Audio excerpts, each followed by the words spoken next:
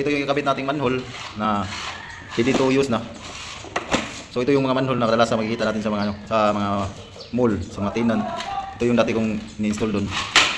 Kasi maganda to, hindi na perfect na pagtatrabaho kasi ready to use na. So yung ibang manhole na kinakabit namin ay may lock. May lock siya. Ito hindi, wala lang lock. So ito yung inaano ko sa ni conductor na bibili na siyang manhole na ganito para nang madali na ang trabaho natin, tapos mas maganda siya tingnan kaysa tayo nagagawa, lalo na kapag hindi PVC tulad nito, mga paisim yung dito, so pangit tingnan. Ito maganda to kasi nanay na siya, hindi na siya kailangan piturahan, tapos itsaktong to, eskwala yung pagkagawa niya kasi gawa to ng tinay, hindi to gawa ng tao lang. So ang sukat nito is 45 by 45 yata. So may malaki pa dito yung 60 by 60 na sukat na dalasang ini-install natin.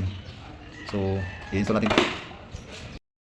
So ito made in Korea to na manhole.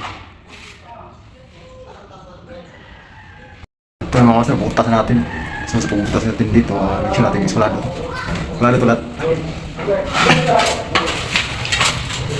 Malalaman mo dito kung iskulado to siya, sukatin mo dito at saka dito rin at saka dito kung magkapareha yung sukat niya, talagang iskulado yan. Kapag hindi ay hindi yan iskulado. So yan lang mga kapasar. So ito yung mga kapasar, kabit na natin yung unang manhole kasi dalawa yung kabit natin. So pangalawang CR sa kabila naman ang isa.